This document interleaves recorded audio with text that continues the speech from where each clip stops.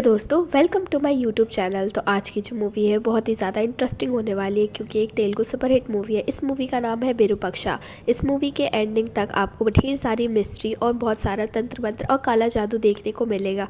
तो चलिए बिना टाइम वेस्ट किए मूवी की स्टार्ट करते हैं। तो साल होता है 1979 का, जिसमें एक आदमी जिसका नाम वेंकटेश होता है वो अपने चारों तरफ एक सर्कल बनाकर जिसके बीच में एक मरी हुई लड़की को रख करके कुछ तंत्र मंत्र कर रहा होता है और कुछ सिद्धियाँ पाने के लिए कुछ जादू कर रहा होता है और उसकी बीवी सामने बैठी है, सब देखने लगती है। लेकिन तभी थोड़ी देर बाद उसकी बीवी के शरीर में हलचल शुरू हो जाती है। लेकिन सारे गांव वाले वेंकटेश के ऊपर बहुत ज़्यादा नाराज़ हो जाते हैं। वो उसको पकड़ने के लिए उसके घर की तरफ हमला कर देते हैं और उसको घसीटते हुए उसके घर से बाहर निकाल देते हैं। लेकिन तभी भी वेंकटेश अपनी शक्तियों को जारी रखता है और अपने मंत्रों का उच्चारण करता रहता है। गाँव के लोग बिना कुछ सोचे समझे उन दोनों को एक पेड़ से बांध देते हैं, लेकिन वेंकटेश अपने मंत्रों को उच्चारण जारी रखता है। ये सब उनका बेटा भैरव देख रहा होता है, लेकिन एक लोग उसकी आंखों को बंद करते हैं। ये गांव वाले उन दोनों को जिंदा ही पेड़ से जला देते हैं। लेकिन वेंकटेश की बीवी पूरे गांव को इस श्राप दे देती है कि 12 साल बाद ये गांव पूरा का पूरा शमशान बन जाएगा। जिसके बाद ये सब होते हुए उनका छोटा बेटा भैरव देख लेता है। अब गांव वाले भैरव को भी उस गांव में रहने के लिए नहीं देते हैं, लेकिन गांव के मुखिया हरिश्चंद्र जी उस बच्चे को बचा लेते हैं और कहते हैं इसमें इसकी क्या गलती है। गाँव वाले कहते हैं बड़ा होकर ये भी तंत्र मंत्र जरूर करेगा, इसीलिए उसको बगल वाले गाँव के अनाथालय में भेज दिया जाता है। लेकिन वो अपने बचपन का बदला लेने के लिए चारों तरफ हमेशा कुछ ना कुछ मंत्र पढ़ा करता है। अब सीन शिफ्ट होता है 1991 में, जहाँ पे एक आदमी अपने खेतों में आया हुआ होता है कुछ काम करने के लिए। तभी वहाँ पे ढेर सारे काले कौवे आ जाते हैं, जैसे उनके ऊपर कोई मंत्र या सिद्धियाँ की गई हो। वो उसके ऊपर हमला कर देते हैं और वो आदमी अचानक से गायब हो जाता है। उसके बाद हम देखते हैं कि सूर्या नाम का एक लड़का गाँव में अपने एक दोस्त और अपनी माँ के साथ आता है। असल में उसकी माँ इसी गाँव की रहने वाली है और बहुत साल पहले ही गाँव छोड़ के चली गई थी। लेकिन तभी उनकी गाड़ी से टकरा करके एक कौवा मर जाता है, जिससे सूर्य के माँ इसे बहुत बड़ा अनहोनी मानती है। लेकिन सूर्य इन सब बातों में नहीं मानता है, वह उस कौवे को फेंक देता है और गांव में अपने बहन की बेटी के घर आ जाते हैं, जो कि अपने एक बेटे और पति के साथ रहती थी। वो लोग उनसे मिलकर के काफ़ी ज़्यादा खुश होते हैं। लड़की का नाम पार्वती होता है और उसके कानों में कुछ दिक्कत होती है, इसलिए सूर्य उसे उसका ध्यान रखने के लिए कहता है। लेकिन अब गाँव में हर सावन के महीने में एकादशी के दिन एक बड़ी पूजा का आयोजन होता है, जिसमें मेला भी लगता है। आर्य जी मंदिर में एक पुस्तक रखा करते थे जो कि गाँव की भलाई के लिए होती है। उस पुस्तक में से सामान देख करके ही मेले का आयोजन किया जाता था। ये पुस्तक गांव के लिए बहुत ही ज्यादा महत्वपूर्ण होती है। इस पुस्तक में गांव में होने वाली सभी चीजों का समाधान लिखा हुआ था। अब हम देखते हैं कि सूर्य अपने दोस्त के साथ बैठा हुआ बातें कर रहा है। तभी उसकी नजर एक चोर पे पड़ती है जो कि मुर्गियां चुरा रही होती है। लेकिन जब सूर्य उस चोर को पकड़ता है तो उसे पता चलता है कोई लड़की है और मस्ती के लिए को चुरा रही होती है, जिसके बाद वो उसे छोड़ देता है। अगले दिन सूर्य अपनी माँ के साथ सरपंच के घर पे जाता है और वहाँ पे वो नंदिनी को देखता है, जो कोई और नहीं वही रात वाली चोरनी होती है जो कि मुर्गियों को चुरा रही होती है। यहाँ पर वो उसे देख करके उसके साथ बहुत ज़्यादा मजाक करने लगता है और यहाँ पे वो नौकर की बेटी से मिलता है जिसका नाम सुधा होता है। अब डॉक्टर आते हैं और नंदिनी को इंजेक्शन लगाते हैं क्योंकि उसे दौरे पड़ने की बहुत ज़्यादा बीमारी होती है। इस बीमारी के कारण नंदिनी की पूरी बॉडी कांपने लगती है और अगर उसे समय पर इंजेक्शन ना दिया जाए तो शायद उसकी मौत भी हो सकती है। अगले दिन सूर्या देखता है कि नंदिनी सुधा को उसके मित्र के साथ मिलाने के लिए उसको दूसरे गाँव पे लेके आती है, जो कि उसे बहुत ज़्यादा प्यार करता है। इस लड़के का नाम कुमार होता है। लेकिन सूर्या इन दोनों की मदद करने के लिए मान जाता है और साथ ही साथ में थोड़ा बहुत चिढ़ाता भी रहता है। कुमार के गांव आने पर सभी लोग उसको बहुत ज़्यादा शक की निगाहों से देखते हैं, इसीलिए सूर्या उससे कहता है कि मैं तुम्हें अपना रिश्तेदार बनाकर यहाँ ले आऊँगा और साथ में तुम दोनों की मदद भी करूँगा। अब हम देखते हैं कि कैसे सुधा के घर वाले उसकी शादी किसी और से करने के लिए तैयार हो जाते हैं। ये सब बातें सुधा जब कुमार को बताती है तो कुमार उसको समझाने की कोशिश करता है, जिसमें नंदिनी और सूर्या भी उन दोनों की मदद करने के लिए मान जाते हैं। बीच हम देखते हैं कि गांव में मेले का आयोजन जोर शोर से शुरू हो चुका है और सभी लोग बहुत ज़्यादा खुश होते हैं। सूर्या भी अब शहर लौटने वाला होता है, जिस पर उसकी माँ अपना पुराना घर पार्वती के नाम पे कर देती है ताकि वो गांव में आसानी से रह सके। यहाँ पर सूर्या भी अपने प्यार का इजहार नंदिनी से करने वाला होता है, लेकिन नंदिनी उसके प्यार को एक्सेप्ट बिल्कुल नहीं करती है। वह उसे बताती है कि वह सिर्फ अपने माँ की यादों के सहारे ही जिंदा है, वो अपनी माँ की यादों से दूर नहीं जाना चाहती है। जिस पर सूर्या उससे कहता है कि अगर तुम मुझसे शादी कर लोगी तो मैं तुम्हारी माँ से मिलवा दूंगा। जिस पर जब तक वो शहर नहीं चला जाता उसे नंदिनी के जवाब का इंतजार रहेगा। इसी बीच मेले का आयोजन भी बहुत ही ज्यादा जोर शोर से शुरू हो जाता है और हमें उस आदमी को दिखाया जाता है जो कि गांव के खेत से गायब हो चुका होता है। इस आदमी का नाम सिद्धा होता है और ये गांव के मंदिर में आता है और देवी माँ के सामने ही खून की उल्टियां करते हुए अपने दम को तोड़ देता है। यह देख के यहाँ पे पुजारी भागे भागे आते हैं और इसको बहुत बड़ा अपशगुन मानते हैं। जिसके बाद वह पुरानी पुस्तक को खोला जाता है जिसमें गाँव के सभी रहस्य और उनके निवारण के बारे में लिखा होता है। उस किताब में वो लोग पढ़ते हैं कि कैसे गाँव के ऊपर बहुत बड़ा संकट आने वाला होता है। इसी देवी माँ की मूर्ति अभी भी वहीं पे है और उस आदमी के दम तोड़ने की वजह से वहाँ पे देवी माँ का बहुत बड़ा अपमान हुआ है, इसीलिए गांव के मंदिर को पूरे 8 दिनों के लिए बंद कर दिया जाएगा। साथ ही इस पूरे गांव को 8 दिशाओं से बांधा जाएगा और यहाँ तक कि जितने भी घरों के अंदर मंदिर है उनको भी बंद रखा जाएगा।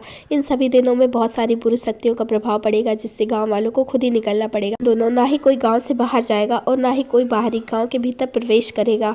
इसी समय गांव में रहने वाले एक आदमी जो कि बाहर जाने लगता है, क्योंकि उसकी बेटी की शादी पड़ी हुई थी, लेकिन गांव वाले सभी मिलकर के उस आदमी को रोक लेते हैं। लेकिन सूर्या की माँ और उनका दोस्त वहां से जा सकते थे, क्योंकि वो उस गांव के रहने वाले नहीं थे। लेकिन अंतिम समय में भी सूर्या नंदिनी के जवाब की प्रतीक्षा करता है, लेकिन उसे कुछ भी नहीं मिलता है। यहाँ पर हम देखते हैं कि नंदिनी को दोबारा से दौरे पड़े हुए हैं और उसके सारे इंजेक्शन टूट गए हैं। यहाँ पर उसके इंजेक्शन को मंगाया जा रहा होता है, लेकिन रास्ते में उसके एक्सीडेंट हो चुका होता है। लेकिन रास्ते में वहीं पे सूर्या की गाड़ी आ जाती है और असिस्टेंट उसे इंजेक्शन देते हुए कहता है, जल्द से जल्द ये इंजेक्शन नंदिनी के पास पहुंचा दो, नहीं तो वो मर जाएगी। इतना सुनते ही वो सूर्या अपने प्यार को बचाने के लिए वापस से गांव के अंदर आ जाता है और जब वो गांव के अंदर कदम रखता है उसी समय गांव को सील कर दिया जाता है। अब सूर्या भी गांव से बाहर नहीं जा सकता है, लेकिन यहाँ पे जो सुधा होती है वो अपने प्रेमी के साथ भागने का प्लान बनाई होती है। वह गाँव से बाहर आ जाती है और रेलवे ट्रैक पर अपने प्रेमी कुमार के साथ इंतजार करती है। यहाँ पर वो बहुत ज़्यादा डरी हुई रहती है, लेकिन कुमार रेलवे ट्रैक पर खड़ा होकर उसे समझाने की कोशिश करता है और तभी ट्रेन आ जाती है और कुमार को उड़ा देती है। यह सब सुधा अपनी आंखों के सामने देखती है, जिसके बाद वो सुध-बुध खो के गाँव के अंदर दोबारा कदम रख देती है।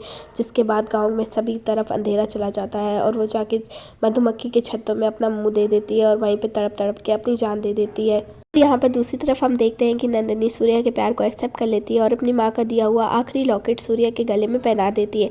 यहाँ पर हम देखते हैं कि रात होते ही पार्वती को जंगल से कुछ अजीब सी आवाज़ें आती है। वह जाकर देखती है तो वहाँ एक गांव का आदमी बड़ी ही अजीब अवस्था में खड़ा होता है और वो पार्वती के सामने ही अपना गले को काट लेता है। पार्वती भी इस श्राप का शिकार हो जाती है और वो अगले दिन अपना जान ले लेती है, जिसके बाद सभी को यही लगता है कि उसके कान में दर्द होने की वजह से उसकी मौत हो चुकी है। लेकिन समय में सूर्या नोटिस करता है कि जिस कान की वजह से उसकी मृत्यु हुई है वह कान उसका बिल्कुल सही था, कि उसने खुद ही अपने कान में कील डालकर खुद की हत्या कर ली थी। इन गांव वालों को यही लगता है कि पार्वती अपने कान से बहुत ज़्यादा परेशान हो गई है, इसीलिए उसने कान में कील डाल के खुद की हत्या कर ली है। लेकिन यहाँ पर पंडित जी को पता चल जाता है कुछ ना कुछ गड़बड़ है और वो उनसे बताते हैं कि किसी ने लग रहा है सुरक्षा घेरे को पार किया है। जिसके बाद गाँव में सभी लोगों के घरों की तलाशी लेनी पड़ती है। वहाँ पर सभी लोग सुधा के घर पर भी पहुँच जाते हैं, लेकिन सुधा के माता पिता डर के मारे बता देते हैं कि सुधा तो घर में रही है और नहा रही है। लेकिन यहाँ पे इस बात पे भी झड़प होने लगती है कि शमशान घाट तो गांव से बाहर है, तो इन लाशों को कहाँ जलाया जाएगा। पंडित जी बताते हैं कि सुरक्षा घेरे के पास जो घर है उसी में हम अपनी लाशों को जलाएंगे और ये घर किसी और का नहीं, जबकि वेंकटेश का था, जिसको हमें स्टार्टिंग में दिखाया गया था। इनके गांव में एक अघोरी आता है जो कि गांव की मिट्टी को छू करके बताता है कि तुम्हारे गांव में तंत्र मंत्र की शक्ति से बहुत ही ज्यादा काला जादू किया गया है, अगर इसको सही समय पे नहीं किया गया तो पूरे गाँव की मृत्यु हो सकती है। साथ ही वो अपनी शक्तियों से पता चल जाता है कि यहाँ पर 4 लोगों की मृत्यु ऑलरेडी हो चुकी है। बाद वो अघोरी कहता है कि मैं तुम लोग को बचा लूंगा, तुम लोग चिंता मत करो। लेकिन गांव वाले और पुजारी उसको गांव में प्रवेश करने से मना कर देते हैं और वो सब कुछ महादेव के भरोसे वो वहाँ पे छोड़ करके चला जाता है। यहाँ सूर्या डॉक्टर से कहता है कि उनके दूसरे कान में दिक्कत थी तो उन्होंने अपने सही कान में कील डाल के खुद को क्यों मारा। इस बात का पता करने के लिए वो लोग सुधा के माता पिता के घर जाते हैं। तब उन लोग को पता चलता है कि सुधा तो घर छोड़ के चली गई थी। जिसके बाद वो सुधा को ढूंढने के लिए गाँव में निकलते हैं। कुछ देर बाद उन लोगों को एक साइकिल मिलती है और साथ ही साथ सुधा की बॉडी भी मिलती है और साथ ही साथ सुधा का पर्स चेक करने पर उसे ट्रेन की 2 टिकटें मिलती है।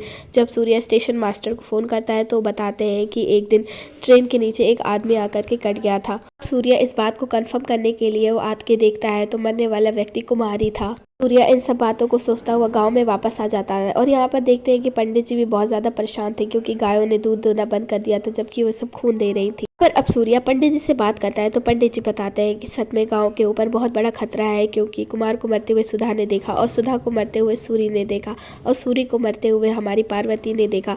अब खतरा उसके ऊपर है जिसने पार्वती को मरते हुए देखा। तो उसे पता चलता है कि पार्वती को मरते हुए तो नंदिनी ने देखा था, जिसपे सूर्या एकदम दौड़कर जाता है अपनी नंदिनी को बचाने के लिए। सूर्या को गाँव का एक आदमी बताता है कि नंदिनी उस कुएं में कूद के अपनी जान देने वाली है, जिस पर सूर्या उसको कुएं में कूदने से पहले ही वहां से जाकर के बचा करके घर वापस ले आता है। कि सभी लोग नंदिनी को देखने के लिए आए हुए होते हैं। यहाँ पर सभी लोगों को पता चलता है कि किसी ने अष्ट घेरे को पार किया, यानी कि सुधा ने तभी काली शक्तियां जागृत हो गई है और पूरे गांव में हवा की तरह फैल रही है। पे पंडित जी को याद आ जाता है कि वेंकटेश की बीवी ने मरने से पहले गांव को एक श्राप दिया था और यहाँ पर सूर्या उस डॉक्टर से पूछने लगता है कि आखिर 12 साल पहले यहाँ पर क्या हुआ था। डॉक्टर सूर्या को बताता है कि बहुत साल पहले यहाँ पर कुछ बच्चे कुछ बीमारी के कारण मरने लगे थे और तभी वेंकटेश भी अपनी पूरी फैमिली के साथ यहाँ पर आया था। वेंकटेश के परिवार को कुछ भी नहीं होता था। यह देखकर गांव वाले उसके ऊपर नजर रखने लगे थे। एक दिन सिद्धा ने उसको किसी मरी हुई लड़की के साथ कोई तंत्र विद्या करते हुए देख लिया था और जाकर पूरे गाँव में इस बात को बता दिया गया था, जिसके बाद से गाँव वालों ने उन दोनों को जिंदा ही जला दिया था। जिसके बाद उनके घर से एकदम चीखे चिल्लाने की आवाजें आती हैं और सुपर नेचुरल पावर्स भी जागृत हो जाएगी। बाद ही वेंकटेश के घर को पूरी तरीके से बंद कर दिया जाता है। अब सूर्या उस घर में आता है और कहता है सब कुछ इसी घर से शुरू हुआ है, तो हमें जरूर ही कुछ इसी घर से पता चलेगा। वो दोनों घर के अंदर आ जाते हैं और वहाँ पे उनको कुछ किताबें मिलती है। यहाँ से एक किताब भी गायब होती है।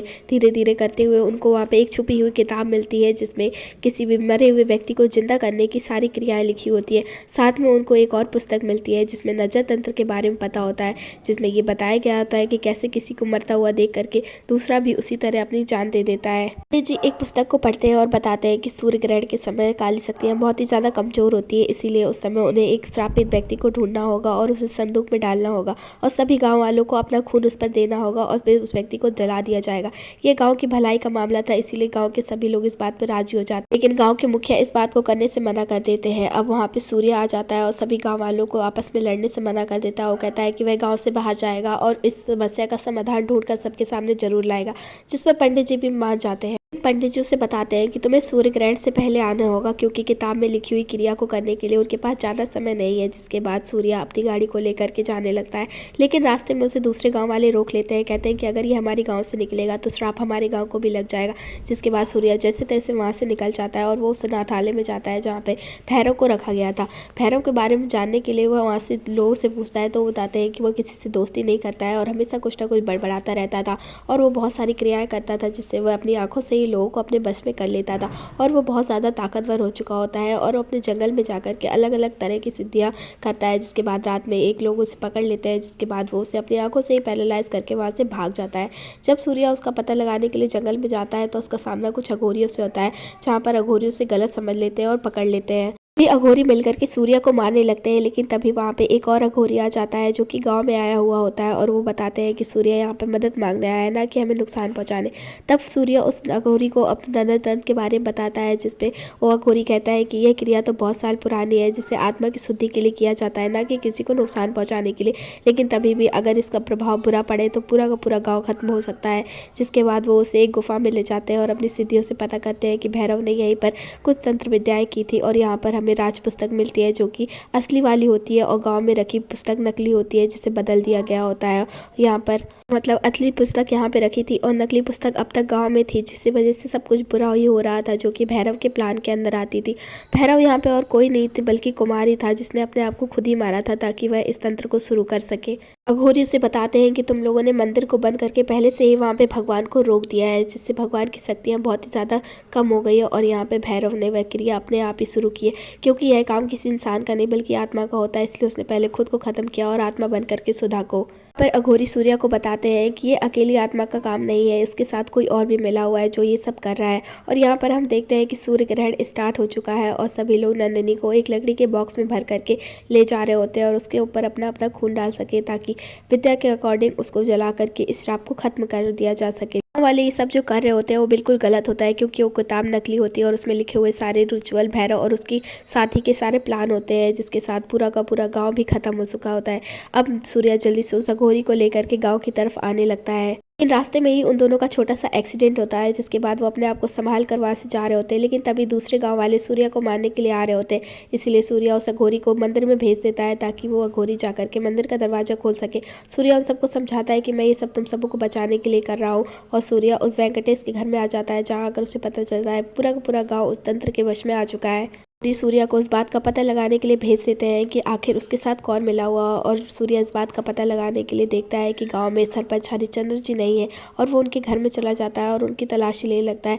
तभी वहाँ पे उसे उनके सरपंच जी घायल अवस्था में मिल जाते हैं और साथ ही साथ तहखाने में इतने सालों से हो रहे बहुत सारे तंत्र मंत्र के उसे निशान भी मिलते हैं। जिसके बाद यहाँ पर मूवी के पत्ते खुल जाते हैं और हमें पता चलता है कि 12 साल पहले जहाँ पे वेंकटेश के परिवार को जलाया गया था और भैरव को वापस से अनाथालय भेजा गया था, असल में उनके परिवार परिवार में 3 लोग नहीं बल्कि 4 लोग थे और वो उसके घर में एक उनकी छोटी सी बेटी भी थी जिसका नाम और कुछ नहीं नंदिनी ही होता है। नंदिनी असल में वेंकटेश की बेटी होती है। रिचुअल ख़त्म होने के बाद हरिश्चंद्र जी उस घर में जाते हैं और वहाँ पे नंदिनी को अपनी बेटी के रूप में पाल पोस कर बड़ा करके सभी के सामने मिलवा देते हैं। यहाँ पर हमें पता चल जाता है कि भैरव का साथ और कोई नहीं बल्कि नंदिनी ही दे रहे होते हैं। दोनों भाई बहन मिलकर के इस पूरे गाँव को दोनों भाई बहन मिलकर अपने माता पिता की मौत का पूरा बदला गांव वाले से ले रहे होते हैं और वो उसको सभी गांव वालों को आग में कूदने का कमांड दे देती है क्योंकि सभी गांव वाले उसके बस में होते हैं। तभी वहाँ पे सूर्य आ जाता है और सभी गांव वालों को रोकने की कोशिश करता है कि ये सब गलत है, ये मत करो। तब नंदिनी उससे कहती है कि मेरे माता पिता भी एकदम सही थे, उन्होंने कोई भी गलत काम नहीं किया था। तब वहाँ पे नंदिनी उसे बताने लगती है कि मेरी माता को पहले से ही पैरालिसिस का अटैक होता था। मेरे पिता सभी तरीके की दवाइयों से परेशान होकर के अंत में सभी विद्याओं को प्राप्त करने वाले बन गए थे। उन्होंने बहुत मेहनत की और सारी तंत्र विद्याओं की शक्ति से मेरी माँ को ठीक करने की कोशिश की और उन्हें अपनी सारी शक्तियों को एक लॉकेट में डाल करके मेरी माँ को पहनाया था। लेकिन उसके पिता वेंकटेश गांव में मर रहे बच्चों को देखकर बहुत ज़्यादा दुखी थे और वो अपनी सिद्धियों के चलते अपने बच्चों को जिंदा करने की पूरी कोशिश करेंगे। लेकिन गाँव वालों ने इसका कुछ उल्टा ही मतलब समझ लिया और मेरे माता पिता को बुरी तरीके से मार दिया। इसीलिए मैं इन गाँव वालों को नहीं छोड़ूंगी और सबको खत्म कर दूंगी। वहाँ पर सूर्या बार बार नंदिनी को समझाने की कोशिश कर रहा होता है कि गांव वाले ने जो कुछ भी किया, अनजाने भी किया, सब लोग उसे माफ़ कर दो और उन लोगों की ज़िंदगी को बख्श दो। लेकिन नंदिनी और भैरव अब अपनी पूरी ताकत आजमाने लगते हैं और कुछ गांव वाले तो आग में गिर जाते हैं। लेकिन तभी नंदिनी का दिल पिघल जाता है और वो घेरे से बाहर आ जाती है। लेकिन वहाँ पर सूर्या टूटे मन से नंदिनी के ऊपर चाकू से स्टेप कर देता है क्योंकि जब तक भैरव की आत्मा नंदिनी के शरीर में रहेगी और नंदिनी जिंदा रहेगी, गाँव वालों का ये श्राप कभी खत्म नहीं होगा। नंदिनी के मरते ही भैरव की आत्मा उसे छोड़कर चली जाती है और गांव के सभी लोग ठीक हो जाते हैं। यहाँ पर सूर्या ने अपने प्यार का बलिदान दे दिया होता है पूरे गांव के लिए। इसलिए सूर्या कहता है कि वेंकटेश को घर के तोड़ करके हम वहाँ पर एक स्कूल बनाएंगे और यहाँ पर हम देखते हैं कि उनका दिया हुआ लॉकेट भी सूर्या के पास होता है और यहाँ पर सूर्या की आंखों में कुछ ब्लू कलर की लाइटें होती है। इसका मतलब उसकी अच्छी सिद्धियाँ सूर्या के अंदर आ चुकी होती है जिसके बाद वो उस गाँव की रक्षा कर सकता है। दोस्तों यहीं पर मूवी ख़त्म हो जाती है। अगर आपको मूवी अच्छी लगी हो तो सब्सक्राइब करें, लाइक करें और शेयर करें। अगर आपको ऐसी मूवी पसंद है तो कमेंट करके उसका नाम बताएं, हम आपको मूवी ज़रूर दिखाएंगे।